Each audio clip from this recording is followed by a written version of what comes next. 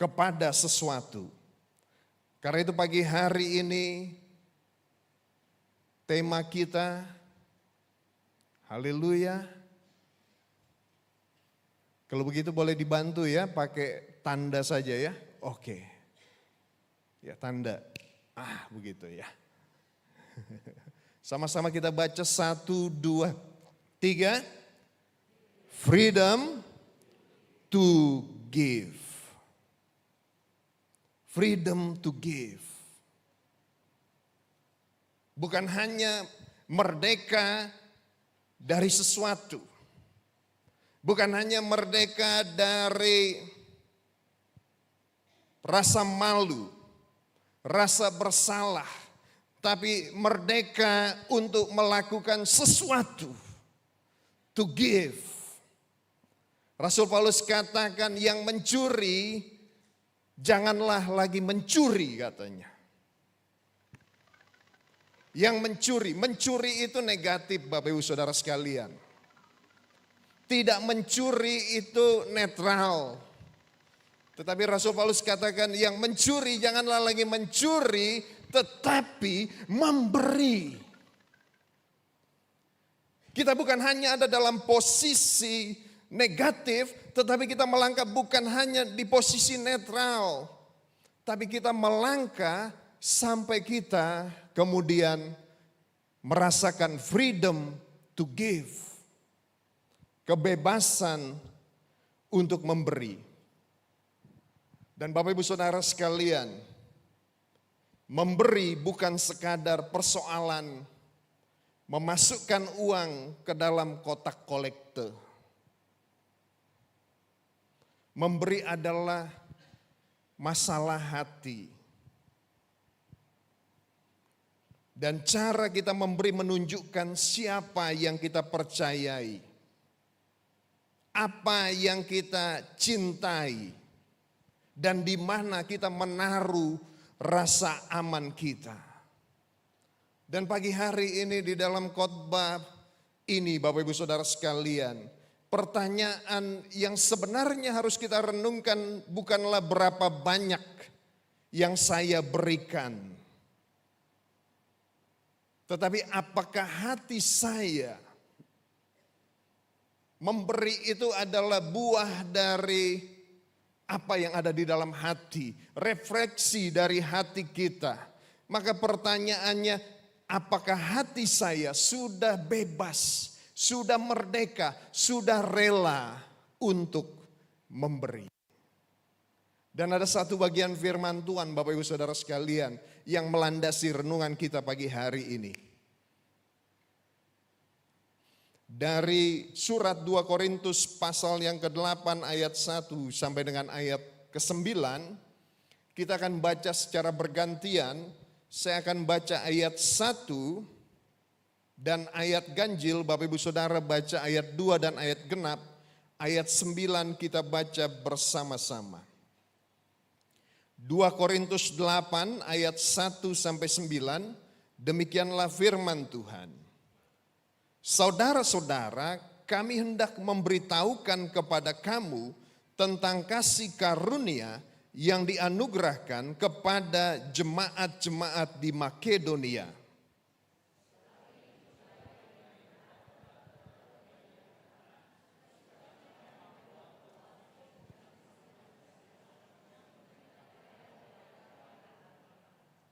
Aku bersaksi bahwa mereka telah memberikan menurut kemampuan mereka, bahkan melampaui kemampuan mereka.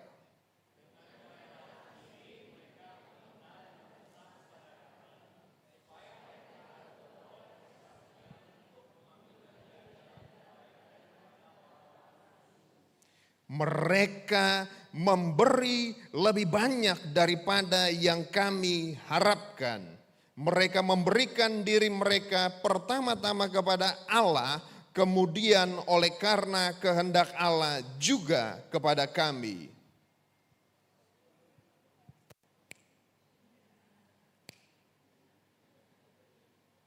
Ayat ke-6 bersama-sama.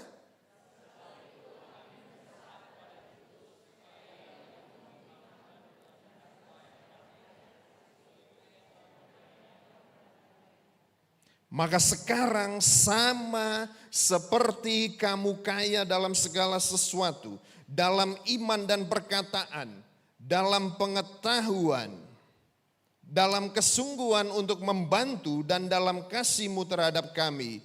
Demikianlah juga hendaknya kamu kaya dalam pelayanan kasih ini.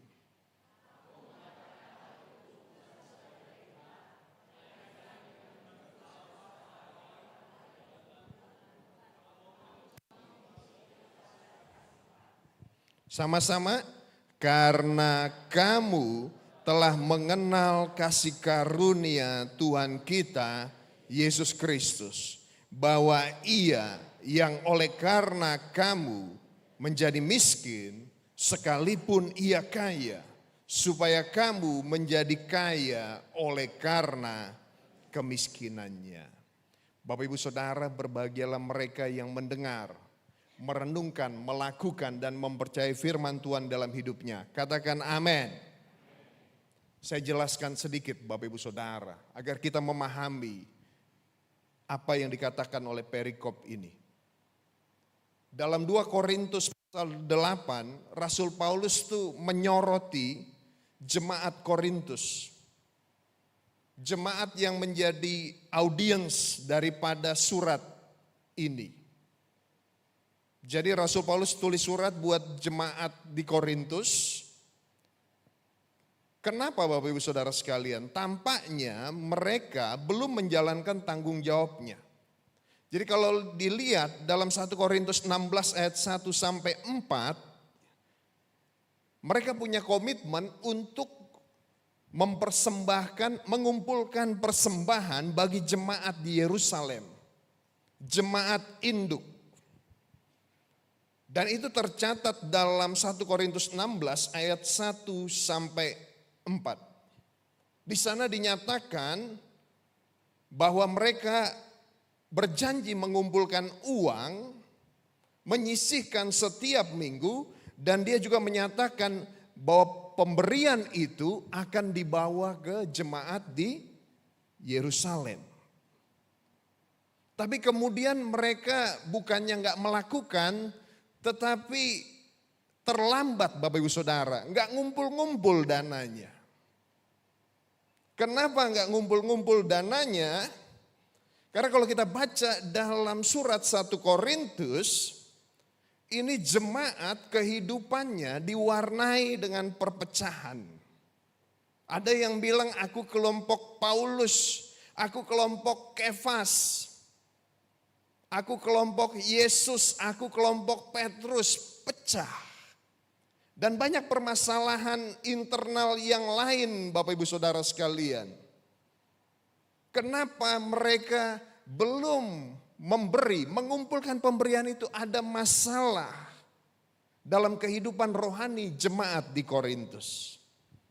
Karena itu Rasul Paulus dalam bagian ini mengingatkan, kalian kan janji, jemaat di Yerusalem itu sedang ada dalam keadaan kesulitan. Jemaat induk sedang ada dalam keadaan kesulitan dan kalian kan sudah janji. Kalian komitmen mau kumpulkan tiap minggu lalu akan berikan bantuan. Karena itu Bapak Ibu Saudara sekalian, atas dasar itu Rasul Paulus ingatkan terhadap komitmen itu. Ayo, lakukan apa yang kalian sudah janjikan, apa yang kalian sudah rencanakan. Dan Rasul Paulus memakai sebuah jemaat yang sederhana di daerah Makedonia, Bapak Ibu Saudara. Jemaat yang sederhana. Makedonia itu Bapak Ibu Saudara, itu ada beberapa jemaat. Ada jemaat di Filipi, Tesalonika, dan Berea. Kalau bicara Makedonia, Filipi, Tesalonika, dan Berea. Rasul Paulus pakai jemaat yang sebenarnya kayaknya dari segi kemampuan memberi, mereka ini nggak ada apa-apanya dibanding jemaat di Korintus. Kalau Bapak Ibu Saudara sekalian perhatikan pada ayat yang kedua, firman Tuhan bilang,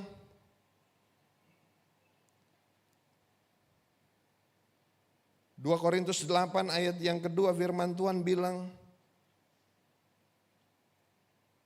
selagi dicobai dengan berat dalam berbagai penderitaan, sukacita mereka meluap, dan meskipun mereka sangat miskin. Bapak Ibu Saudara, ini jemaat dibandingkan jemaat Korintus, ini jemaat lagi mengalami penderitaan, sangat miskin. Tapi apa yang dikatakan Rasul Paulus? Bahwa mereka telah penderitaan, namun mereka kaya dalam kemurahan. Ayat ketiga, aku bersaksi bahwa mereka telah memberikan menurut kemampuan mereka, bahkan melampaui kemampuan mereka. Bapak Ibu Saudara sekalian, saya baca ayat ini, saya merenungkan,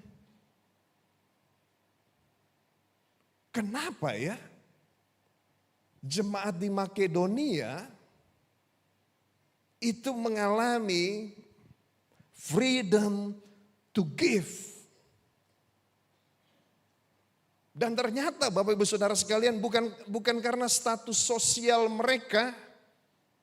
Freedom to give itu bukan karena kita punya dulu, melimpah dulu kehidupan kita, karena jelas 2 Korintus 8 ayat 2 dan 3 bilang mereka miskin, mereka mengalami berbagai pergumulan, tetapi mereka memberi. Mereka memberi Bapak Ibu Saudara sekalian dalam kemurahan. Bahkan ayat 3 bilang mereka memberi melampaui kemampuan mereka. Why? Why? Why? Puji Tuhan. Kenapa? Bapak Ibu Saudara sekalian, hari ini kita bahas kenapa mereka memberi dengan penuh kemurahan, kenapa mereka memberi melampaui kemampuan mereka, kenapa mereka memiliki freedom to give. Freedom to give itu bukan karena financial freedom. Ini yang akan kita jawab Bapak Ibu Saudara sekalian. Yang pertama, kenapa mereka memiliki freedom to give? Sama-sama kita baca bagian bawahnya 1, 2, 3. Karena mereka mengalami Allah. Tidak berhubungan Bapak Ibu Saudara sekalian dengan apa yang kita miliki. Jelas Alkitab bilang mereka mengalami banyak kesukaran, mereka miskin. Tetapi kenapa mereka punya freedom of give yang digambarkan di dalam ayat ini Bapak Ibu Saudara sekalian, mereka memberi dengan kerelaan. Mereka memberi dengan kerelaan, mereka memberi dengan ikhlas. Karena mereka mengalami Allah. Mereka mengalami jamahan Allah. Kita baca sama-sama ayat ini 2 Korintus 8 ayat 5. Mereka memberikan lebih banyak daripada yang kami harapkan. Mereka memberikan diri mereka pertama-tama kepada Allah. Kemudian oleh karena kehendak Allah juga kepada kami. Jadi pemberian ini Bapak Ibu Saudara sekalian, di ayat yang kelima digambarkan mereka memberikan diri mereka.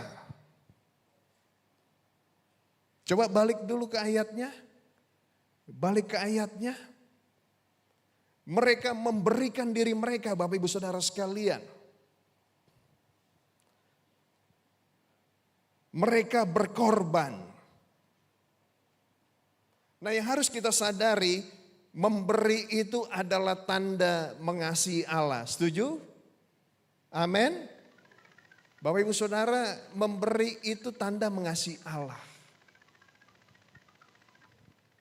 Orang yang memberi memang belum tentu dia mengasihi Allah. Tapi orang yang mengasihi Allah, dia pasti memberi.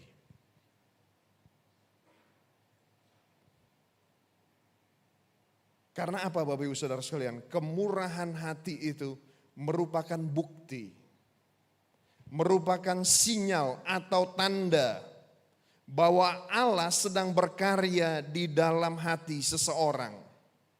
Kenapa? Karena kemurahan hati itu adalah sifat Allah. Allah itu murah hati. Allah itu pemberi, Bapak Ibu Saudara sekalian. Yohanes 3 ayat 16, sebuah ayat yang sangat populer dan sangat kita pegang dalam kehidupan kita, berkata, karena begitu besar kasih Allah akan dunia ini sehingga ia mengaruniakan anaknya yang tunggal supaya barang siapa yang percaya kepadanya tidak binasa melainkan beroleh hidup yang kekal. Allah kita adalah Allah yang murah hati. Dan ketika kemurahan itu hadir Bapak Ibu Saudara sekalian, seperti yang Rasul Paulus katakan, bahkan dari orang yang mencuri, dia bukan sekedar tidak mencuri netral, tetapi dia memberi. Kenapa? Karena ada perjumpaan dengan Tuhan. Dia merasakan perjumpaan dengan Tuhan. Sebuah kisah dalam Alkitab Bapak Ibu Saudara sekalian. Bapak Ibu kira-kira bisa menebak ini kisah apa? Kisah Zakeus, seorang pemungut cukai. Pemungut cukai orang-orang yang dicap sebagai pengkhianat bagi bangsa Yahudi. Yang dianggap memungut lebih banyak daripada yang seharusnya, yang dianggap memperkaya diri, yang penuh dengan stigma. Lalu kemudian Zakeus, dia berusaha melihat Yesus karena tubuhnya pendek, dia memanjat pohon ara, dia lihat Yesus Bapak Ibu Saudara. Dan ketika dia lihat Yesus, di antara orang banyak, Yesus melihat Zakeus. Dan ketika Yesus melihat Zakeus berusaha, Yesus berkata, Zakeus, segeralah turun sebab hari ini aku harus menumpang di rumahmu. Bapak Ibu Saudara sekalian, di antara orang banyak yang berkerumun, Zakeus dia berusaha melihat Tuhan Yesus. Tapi sesuatu bergetar di hatinya, kenapa Tuhan panggil dia? Tuhan gak bilang, hei engkau yang di atas pohon, turun, aku mau kenalan sama kamu. Tidak Bapak Ibu Saudara sekalian, Tuhan panggil namanya Zakeus. Segeralah turun karena aku mau menumpang di rumahmu. Bapak Ibu Saudara sekalian, Zakeus mengalami perjumpaan dengan Tuhan. Tuhan datang ke rumahnya. Walaupun orang-orang pada waktu itu, Injil Lukas mencatat semua orang yang melihat hal itu bersungut-sungut, katanya ia menumpang di rumah orang berdosa. Saudara-saudara tahu ketika hati Zakeus dijamah oleh Tuhan, apa yang Zakeus lakukan? Zakeus bilang begini, Tuhan, setengah dari milikku akan kuberikan kepada orang miskin. Dan sekiranya ada sesuatu yang kuperas dari seseorang, akan kukembalikan 4 kali lipat. Bapak Ibu Saudara sekalian, Zakheus mengalami perjumpaan dengan Tuhan. Dan perjumpaan itu Bapak Ibu Saudara sekalian seakan-akan mengkemakan apa yang dikatakan oleh jemaat di Makedonia. Oleh Rasul Paulus mengenai jemaat di Makedonia. Mereka memberikan diri mereka. Bapak Ibu Saudara, tadi di penutup lagu kita, rap lagu tersebut berkata apa? Apa? Rap lagunya bilang apa? Ku berserah. Wah, nadanya agak berbeda Bapak Ibu Saudara ya.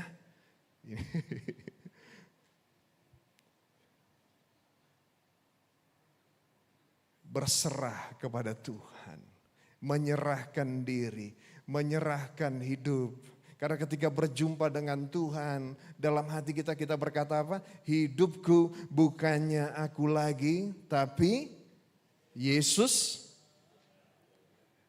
dalamku. Makanya freedom to give ini saudara-saudara bukan hanya bicara soal uang, tapi juga memberi waktu kita. Untuk anak-anak muda, memberi masa mudamu kepada Tuhan.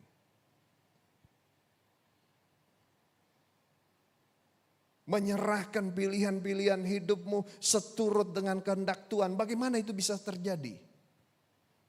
Ketika engkau mengalami perjumpaan dengan Tuhan.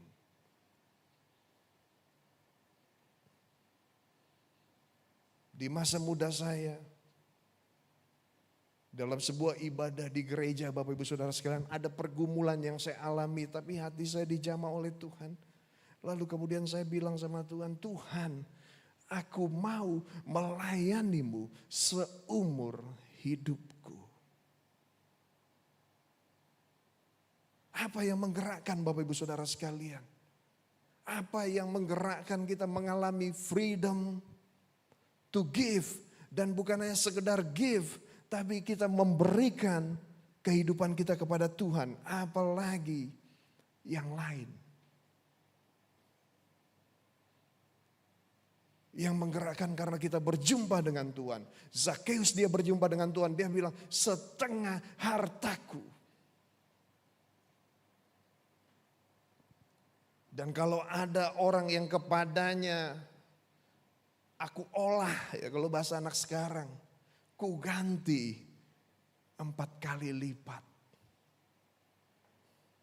Saudara-saudara, ini tindakan kayaknya spontan, tapi tindakan spontan itu hanya bisa dilakukan ketika dia dengar Yesus panggil namanya Zakheus, Timotius, Yusak.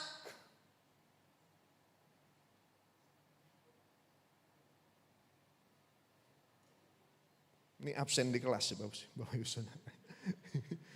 Tapi ketika Tuhan kenal kita, kan ada sesuatu loh yang menggerakkan hati kita. Sehingga kita kemudian mengalami freedom to give.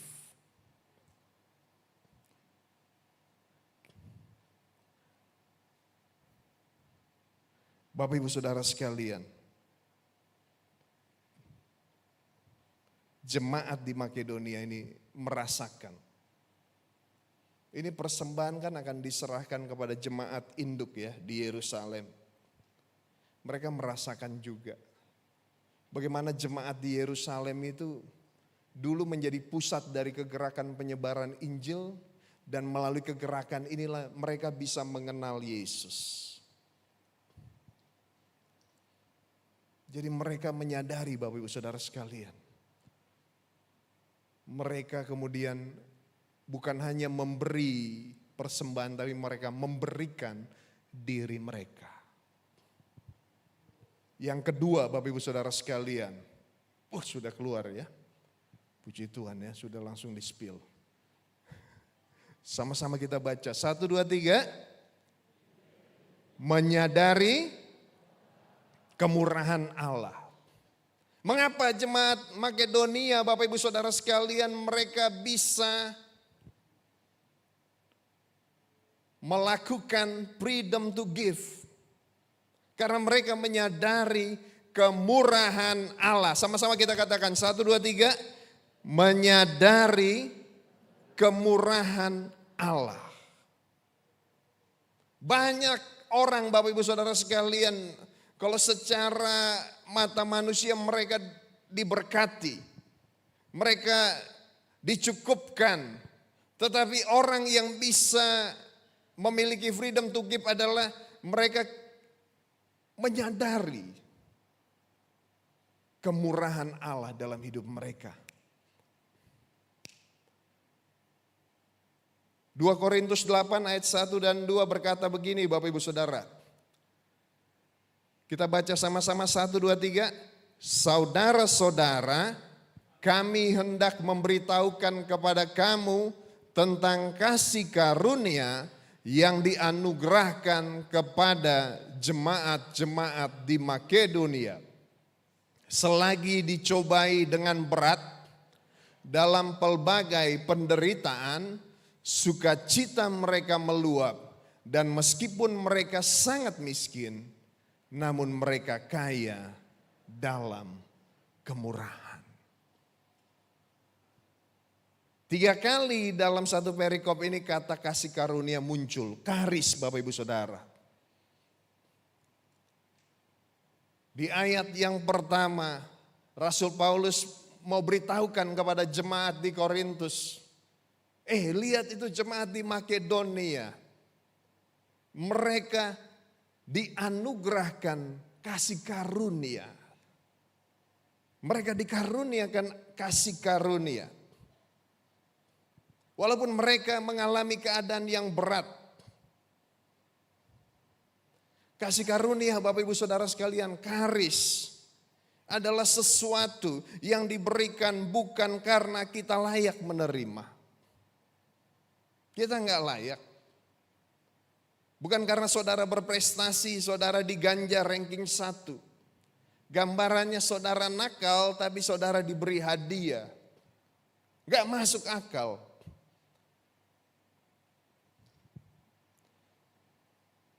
Bapak Ibu Saudara sekalian, orang yang mampu memberi adalah orang yang menyadari begitu banyak yang mereka terima.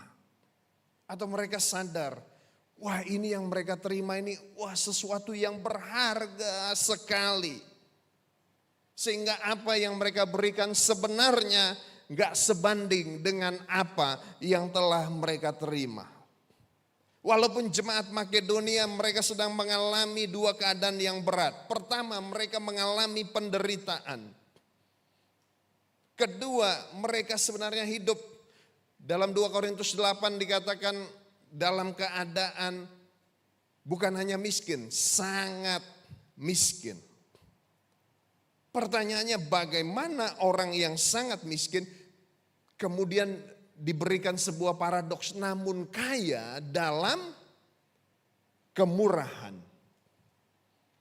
Karena mereka menyadari kasih karunia Allah di dalam kehidupan mereka.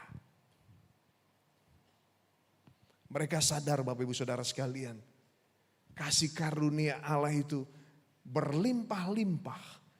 Berlimpah-limpah, melimpah ruah dalam kehidupan mereka.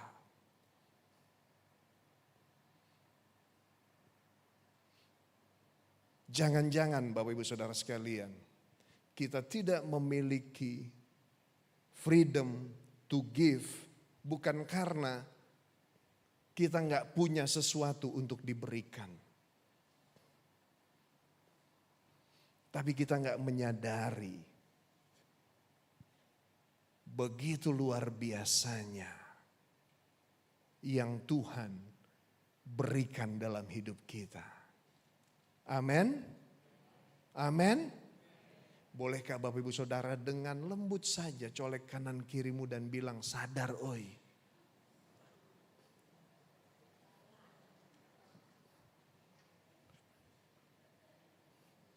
Amin. Bukan karena nggak punya. Karena nggak ngeh. Begitu banyak yang kita terima daripada Tuhan. Kasih karunia ini konsep Kristen Bapak Ibu Saudara. Nggak ada di tempat lain. Tempat lain tuh saudara-saudara mengerjakan kebaikan supaya saudara dapat sesuatu. Dapat pahala, nanti kebaikan saudara-saudara itu akan ditimbang. Saudara memberi karena saudara-saudara ingin mendapatkan sesuatu.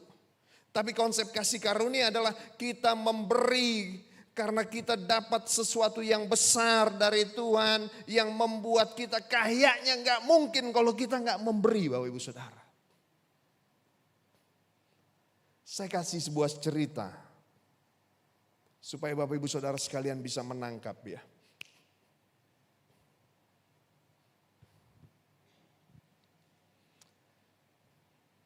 Orang ini Bapak Ibu Saudara sekalian namanya kalau dalam tulisannya ya Jean Valjean. Ini bukan orang Sunda ya. Ajat Sudrajat gitu kan. Eman Sulaiman ya. Jean Valjean. Tapi mungkin ini orang Perancis mungkin cara membacanya mungkin ya. Jean Valjean. Jean Valjean. Siapa dia Bapak Ibu Saudara sekalian? Ini adalah tokoh utama dalam kisah Les Miserables. Tulisan dari Victor Hugo. Yang saya nonton Bapak Ibu Saudara sekalian kisahnya ya. Di videokan drama musikal ini pemerannya Hugh Jackman ya. Dan Bapak Ibu Saudara sekalian siapa dia? Dia ini ya ketika masih muda dia ini mencuri roti karena keluarganya lapar, tapi karena ketahuan dia ditangkap dimasukkan penjara selama 19 tahun. Dia masuk penjara selama 19 tahun Bapak Ibu Saudara.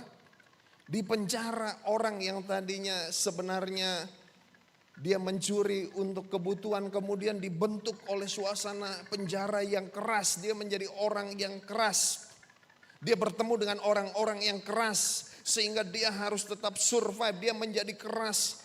Hatinya juga mengeras Bapak Ibu Saudara sekalian.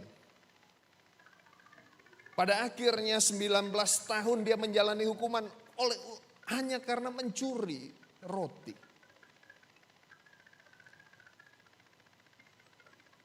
Dan pada waktu itu orang yang dihukum Bapak Ibu Saudara sekalian ada tanda yang diberikan ya. Jadi ada tanda itu tato yang pakai gitu. Lalu ada nomor begitu. Lalu ada identitas sehingga kemudian ketika dia keluar Bapak Ibu Saudara sekalian orang tahu dia ini mantan narapidana. Dia mau cari tempat menginap tidak ada yang kasih. Begitu lihat tanda itu mereka bilang wah ini bahaya nih. Bang Napi nih, mantan Napi dia. Sehari gak ada yang menampung, 2 hari gak ada yang nampung, 3 hari gak ada yang nampung, 4 hari. Dia di jalan merasa kedinginan, gak ada yang nampung Bapak Ibu Saudara sekalian. Akhirnya ketika dia berjalan di jalanan desa, dia cari tempat berteduh. Ada seorang uskup, hamba Tuhan kasihan sama dia. Dan bilang kenalan, hamba Tuhan ini tahu dia narapidana, ditampung di rumahnya. Lalu kemudian dikasih dia di kamar dan malam itu dia tidur Bapak Ibu Saudara sekalian di ranjang yang sangat nyaman. Nyaman, dia mandi, dia bersih, dia tidur di ranjang yang sangat nyaman. Waktu uskup ini dan adiknya sedang tidur, tengah malam Bapak Ibu Saudara sekalian, dia menyelinap keluar. Lalu dia buka barang-barang dari uskup ini. Dia ambil peralatan-peralatan perak dari uskup ini. Dia mengendap-endap. Lalu kemudian Bapak Ibu Saudara sekalian jam 3 pagi tiba-tiba.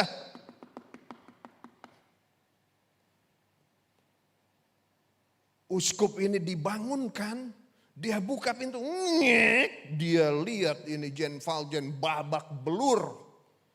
Ada 3 polisi yang mengawalnya.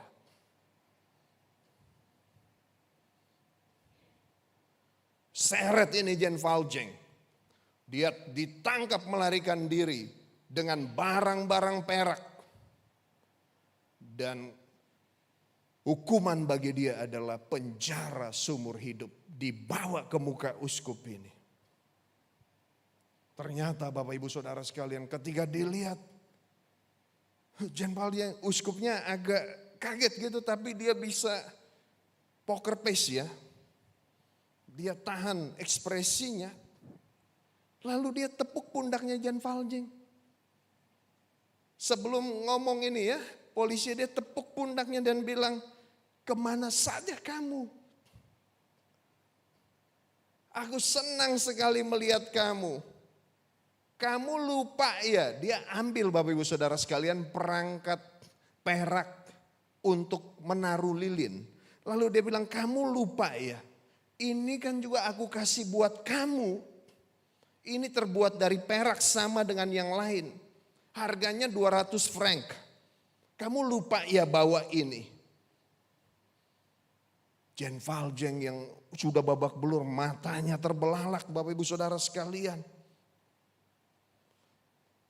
Dia memandang lelaki tua itu dengan ekspresi yang gak bisa diungkapkan dengan kata-kata. Lalu uskup ini bilang begini, Jane Valjean bukan seorang pencuri. Apa yang dia bawa itu hadiah dari saya.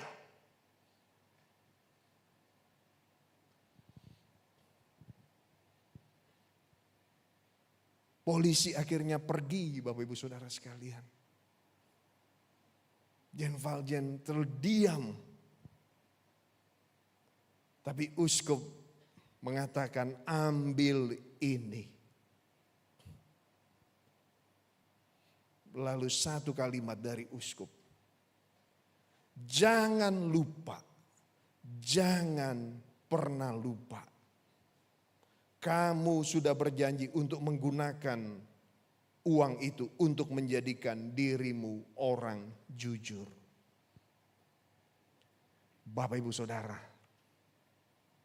Jane Valjean mengalami peristiwa yang namanya kasih karunia. Ketika dia mengalami itu, apa yang terjadi dengan hidupnya Bapak Ibu Saudara sekalian?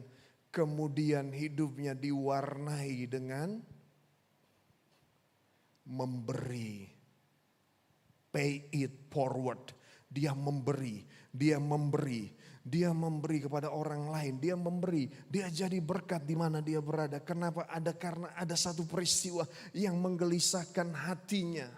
Kemurahan dari uskup ini. Bapak Ibu Saudara sekalian, kenapa kita punya freedom of give? Karena kita merasakan kemurahan Tuhan yang tiada taranya. Kita yang sebenarnya nggak layak. Tapi kemudian Tuhan melayakkan kita. Kita seperti Jane Valjean yang resah, yang sudah siap terima hukuman, malah dikasih hadiah. Lalu saudara mau apakan hadiah ini? Hatimu gak bisa melakukan yang lain kecuali menggunakan hadiah ini untuk pay it forward. Merespon kebaikan dari Tuhan. Orang-orang Makedonia, mereka gak lihat apa yang mereka miliki. Tapi mereka lihat apa yang sudah mereka terima dari Tuhan.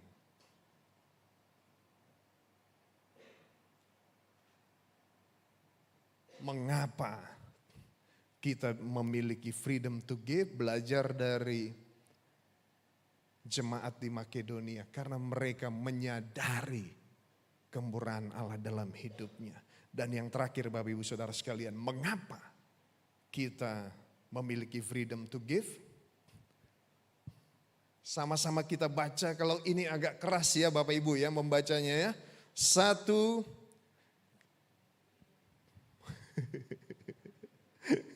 Kayaknya nggak boleh baca keras.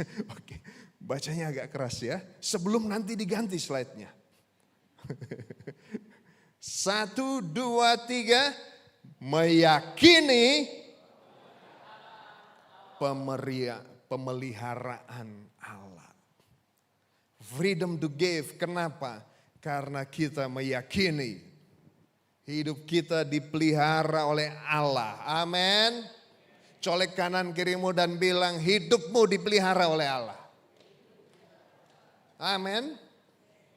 Sekarang angkat tangan kananmu Bapak Ibu Saudara sekalian. Oh, ini momen yang saya tunggu ya hari ini. Angkat tanganmu dan tepuk keras-keras pundakmu sendiri dan bilang, hey, hey, hey, hidupmu dipelihara oleh Allah.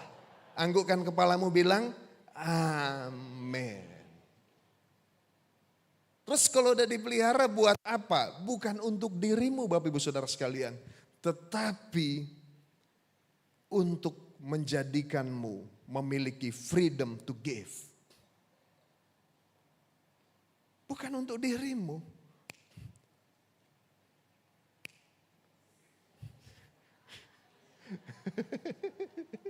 Oh, di sana ada yang menyalurkan ya, kalau nggak kedengeran saya punya 3 orang di sana. Makasih Bapak Ibunya di atas sana. Bukan Allah Trinitas ya, bukan. Memang itu betulan 3 orang. Kita baca sama-sama 1, 2, 3.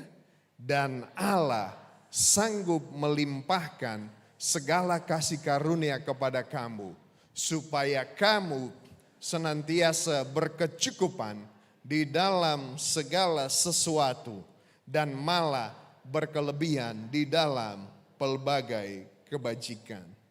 Bapak Ibu Saudara sekalian, ini muncul di 2 Korintus 9 ayat yang ke-8 dalam konteks yang sama, konteks pemberian oleh orang Makedonia. Dan firman Tuhan mengatakan Allah sanggup melimpahkan segala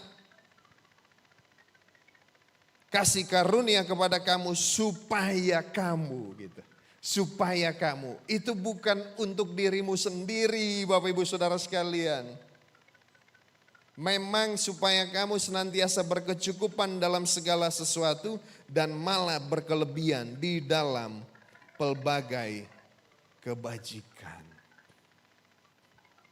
Allah sanggup Bapak Ibu Saudara sekalian. Amin.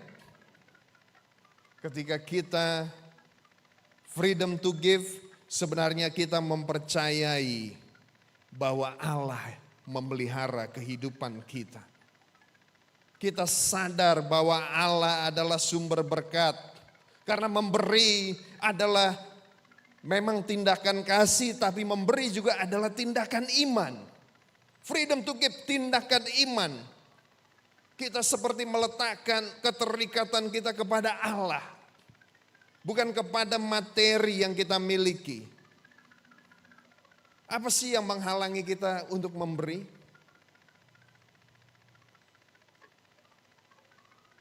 Salah satunya adalah kita takut kekurangan. Kita takut kebutuhan kita tidak tercukupi. Kita takut kehilangan rasa aman. Sebenarnya ketakutan itu merefleksikan satu hal. Ketakutan itu sebenarnya mau bilang gini, Bapak Ibu Saudara sekalian, semuanya tergantung saya. Tapi freedom to give itu sebenarnya kita mau mengatakan Allah yang memelihara saya. Freedom to give ini mau mengatakan sebagaimana Rasul Paulus katakan, Filipi 4 ayat 9, Allahku akan memenuhi segala keperluanmu di dalam Kristus Yesus. Tuhan menurut kekayaan dan kemuliaannya.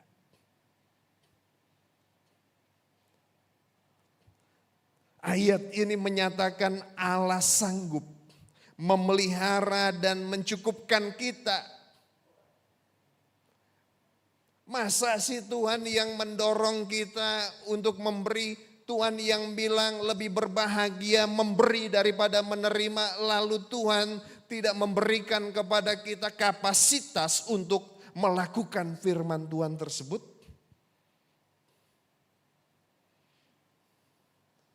Saudara-saudara, memberi itu bukan sekadar, jangan selalu bicara soal materi, waktu saudara. Untuk anak-anak muda, masa mudamu. Apa yang Tuhan berikan, kecakapan, melayani Dia. Masa sih Tuhan yang bilang adalah berbahagialah memberi daripada menerima, berilah. Lalu Dia tidak memberikan kepada kita kapasitas untuk melakukan itu. Ingat, pemeliharaan Allah bisa jadi adalah cara Allah melalui kehidupan kita memberkati orang lain. Amin.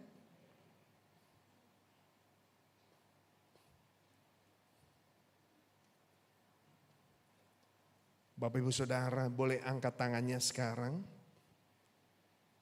Boleh kepalkan tanganmu sangat erat. Mungkin Bapak Ibu Saudara ya, kalau kita genggam tangan seperti ini ya, erat, tertutup ya, kita bisa merasa aman ya. Kita nggak perlu bersentuhan sama orang lain.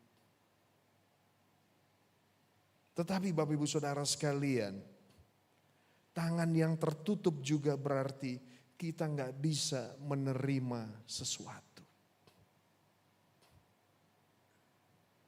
Kalau saudara mau menerima sesuatu, maka tangan harus terbuka.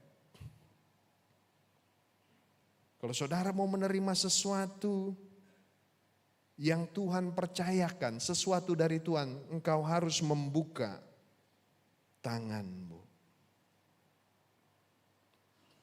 Kenapa? Karena freedom to give itu sebenarnya kita mau mengatakan, Tuhan, semua ini adalah milikmu. Aku ini hanya pengelola.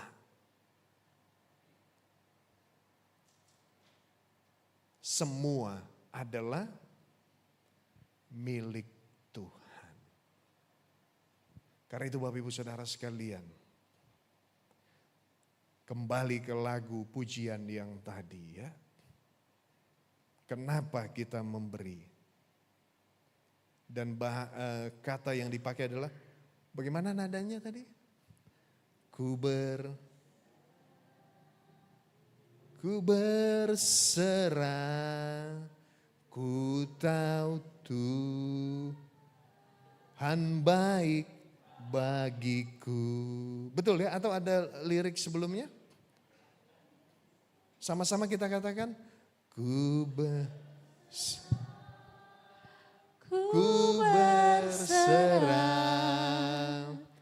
Tuhan pegang seluruh hidup. Nah ini dia yang tadi saya terngiang-ngiang ya. Saudara percaya Tuhan memelihara, amin. Ku berserah, Tuhan memegang seluruh hidupku. Tuhan memeliharamu. Amin.